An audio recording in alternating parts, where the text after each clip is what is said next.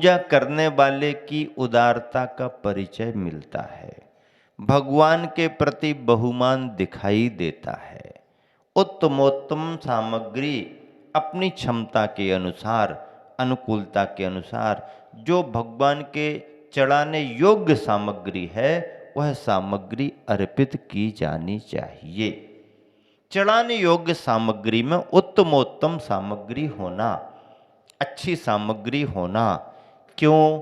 भगवान को इसकी ज़रूरत है क्या? भगवान को इसकी ज़रूरत नहीं है। भगवान तो इस सबसे परे हो चुके हैं। तो जब भगवान को ज़रूरत ही नहीं है, भगवान के उपयोग में नहीं आती, तो उनके सामने चढ़ाओ क्यों? नहीं। जब तक त्याग की मूर्ति तुम्हारे को नहीं दिखेगी, तुम्हारे मन में त्याग के भाव बनेंगे ही नहीं।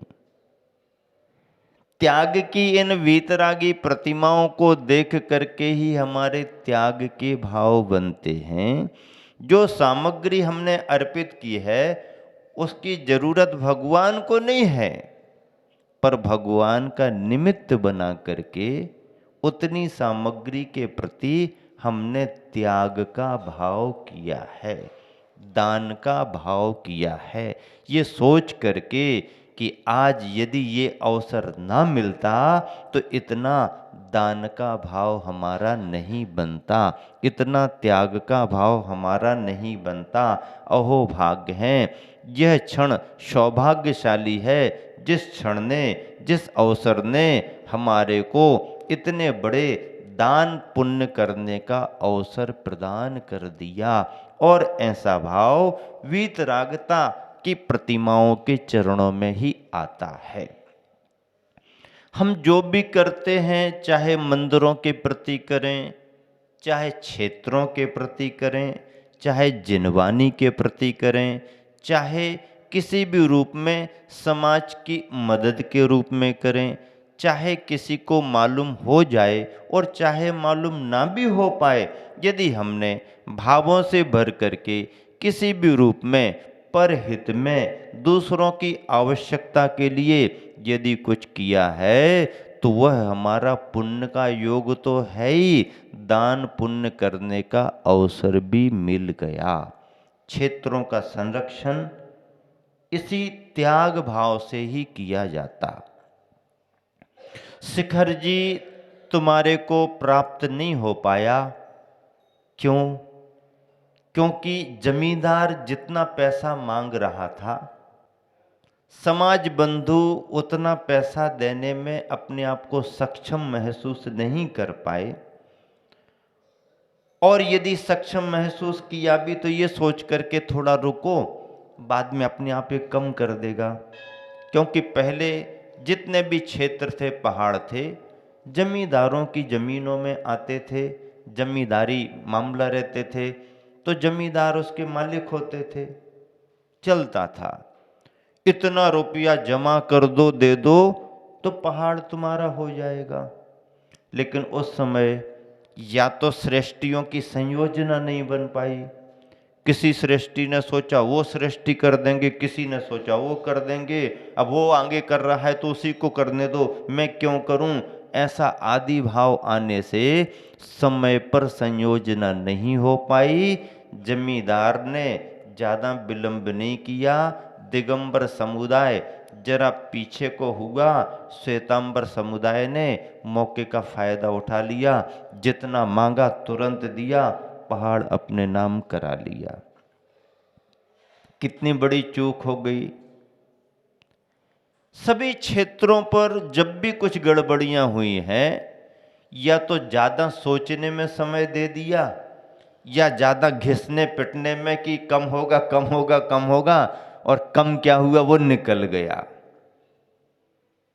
मुक्तागिरी का संदर्भ भी ऐसा ही है। जमींदारी में पहाड़ था, लेकिन पूर्वजों ने बड़ी चतुराई से, कुशलता से समय को, उस स्थान के महत्व को समझते हुए जो मांगा वो दे दिया। आज पूरा का पूरा क्षेत्र, सिद्ध क्षेत्र समाज के पास है। दिगंबर जैन समाज की धरोहर बनी हुई है।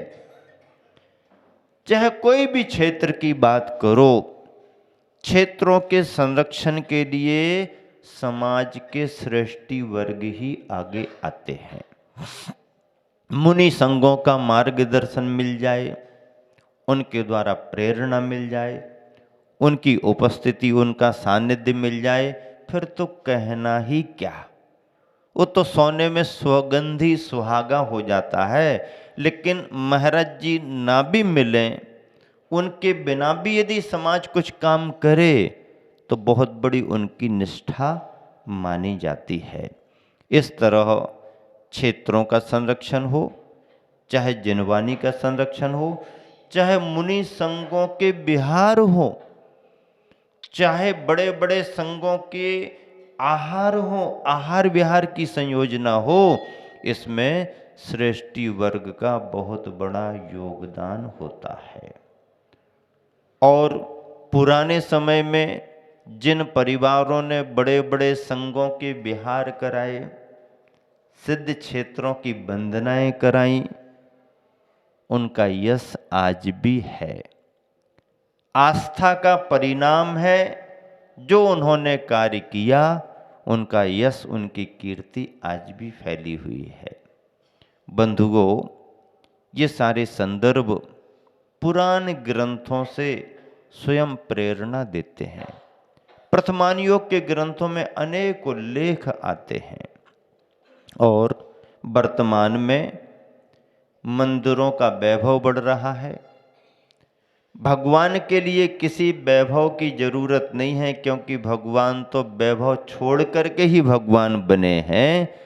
पर हमारा वैभव भगवान के चरणों में कुछ लग जाए और हमारा वैभव कुछ कम हो जाए, कुछ वैभव का त्याग हो जाए, इस भावना से श्रावक श्रेष्ठी जन भी निरंतर अच्छे कार्यों में, मंदिर मूर्तियों में दान पुण्य करते रहते हैं। चाहे उत्तर भारत हो, चाहे दक्षिण भारत हो, चाहे भारत की चारों दिशाएं पूर्व पश्चिम उत्तर दक्षिण क्यों ना हो, सब जगह दिगंबर जैन परंपरा का वैभव मूर्तियों के रूप में, मंदिरों के रूप में सारी दुनिया में विख्यात है। शिल्प कला को लेकर के, पुरातत्व को लेकर के जो वैभव जैन समाज के पास है वो अद्भुत है। ऐतिहासिक प्रामाणिक शिलालेख भी हमारे पास ही हैं। मोहनजोदड़ो हड़प्पा की खुदाई में जो सील सिक्के मुहरें निकली हुई हैं, उसमें युगादि पुरुष आदिनाथ की ध्यान मुद्रा है। चक्रवर्ती भरत स्वयं आदिनाथ की वंदना करते हुए अपने सेनापतियों के साथ दिखाई दे रहा है। नाभि राय, मरु देवी के चित्र खुदाई में प्राप्त हुए हैं। जैनियों ने सिद्ध नहीं किया, जैनेतर विद्वानों ने ये ऐतिहासिक तथ्य सिद्ध किए हैं। भारतीय संस्कृति सारी दुनिया की सबसे प्राचीनतम संस्कृति है और उस संस्कृति में जैनत्व के, दिगंबरत्व के अवशेष भी प्राप्त हुए हैं। जैन परंपरा अतिशय प्राचीन परंपरा है। श्रमण धर्म अतिशय प्राचीन धर्म है। युगादि पुरुष आदिनाथ से चल कर के इस 24वीं में देखें तो महावीर तक, महावीर के बाद से लेके अभी तक वर्तमान के आचार्यों में शांति सागर, वीर सागर, शिव सागर जी, ज्ञान सागर जी, धर्म सागर जी, देशभूषण जी आदि आचार्यों के माध्यम से वर्तमान में आचार्य श्री विद्यासागर जी का युग चल रहा है। युग चल रहा का मतलब, युग चल रहा का मतलब क्या? देश का ऐसा कोई कोना नहीं होगा, ऐसा कोई नगर नहीं होगा जहां पर आज वर्तमान में सुबह शाम में एक दो बार आचार्य श्री के नाम की चर्चा ना होती हो। जब हर ग्राम नगर में आचार्य श्री के नाम की चर्चा होती है तो युग तो उसी नाम का माना जाएगा। हम सब भाग्यशाली हैं कि ऐसे गुरुवर के संघ में शरण पाने का सौभाग्य प्राप्त हुआ। आचार्य श्री के पास तो सभी रहना चाहते हैं, अपने गुरु को कौन छोड़ना चाहता है। पर गुरु भी ये कहते हैं जब छोटे थे तब तक ठीक है, अब बड़े हो गए तो भी साथ में रहोगे तो फिर छोटों को हम बड़ा कैसे करेंगे। बड़े जब आगे बढ़ेंगे तभी तो छोटों को आगे बढ़ाएंगे। अभी हम सब ने कहा आचार्य श्री को, आचार्य श्री अब हम सब साथ में ही रहेंगे। तो आचार्य श्री कहते हैं कि साथ में रहेंगे ये बात तो ठीक है, लेकिन अभी और तो बड़े बड़े करना है ना। फिर आचार्य श्री बहुत दूर दूर चले जाते हैं, हम लोग बहुत लंबा अंतराल बीत जाता है। अरे अंतराल क्या, दूरी क्या है, भावनाओं में कोई दूरी थोड़ी होती है। ये तो सब जगह जाना पड़ता है, इसलिए तो भिजाते हैं सब जगह। फिर भी आचार्य श्री अरे भावों से निकट रहता है, भावों में निकटता है तो दूरी नहीं मानी जाती, बाहर की दूरी का कोई महत्व नहीं है। फिर भी आचार्य श्री इतनी दूर दूर विहार हो जाते हैं संघों के।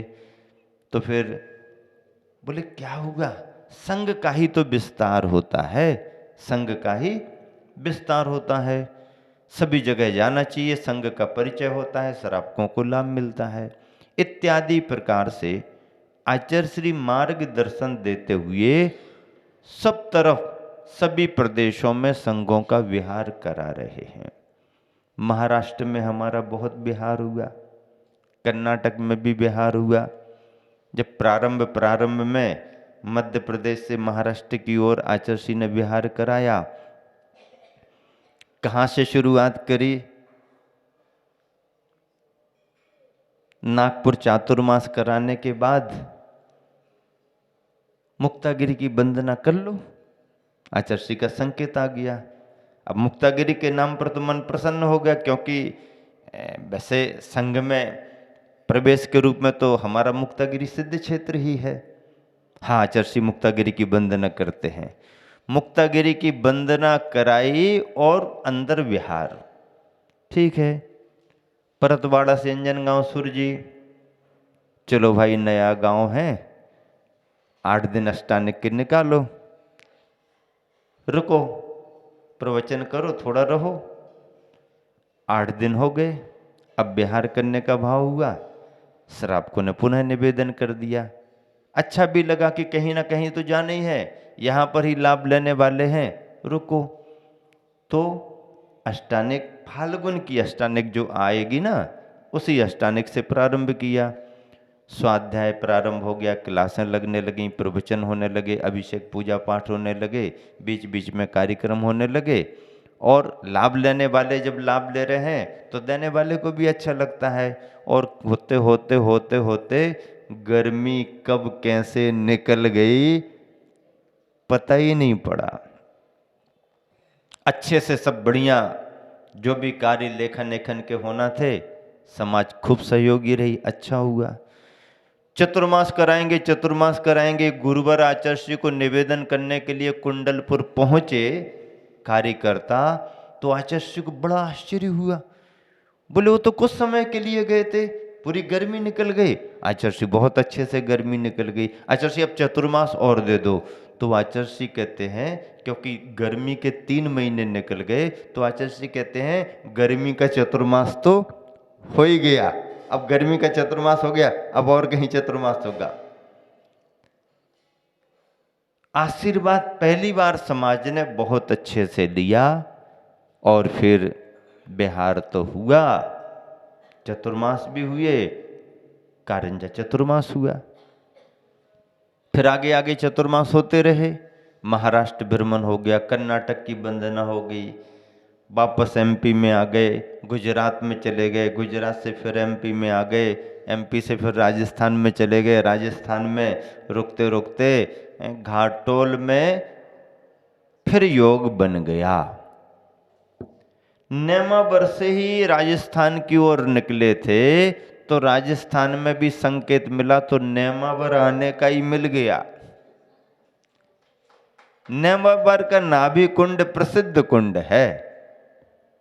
रेवा नदी के दोनों किनारों से निर्वाण कांड में लिखा है कि अनेक भव्यात्माओं ने निर्वाण पद प्राप्त किया, रेवा उभय तड़ग्गे।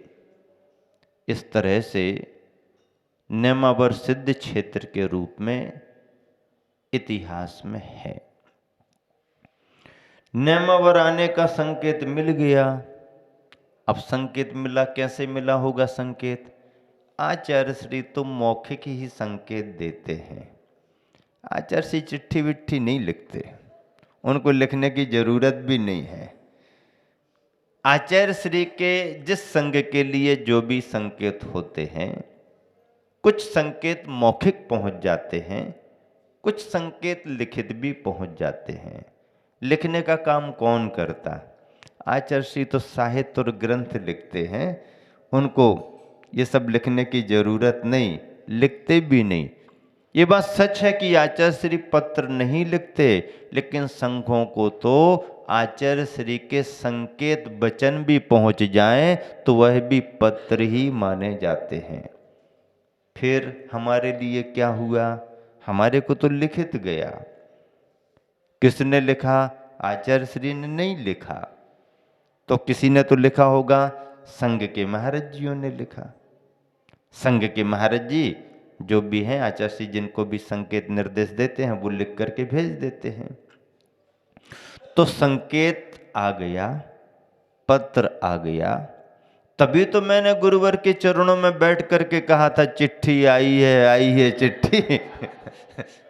अब आचार्य श्री तो कहते हैं मैं कब लिखता चिट्ठी बताओ तो, मैंने कब लिखा पत्र बताओ तो, किस भाषा में पत्र लिखा बताओ तो, कन्नड़ में लिखा कि हिंदी में लिखा, बोलो ना। बताओ। नहीं, ना कन्नड़ में लिखा, ना हिंदी में लिखा,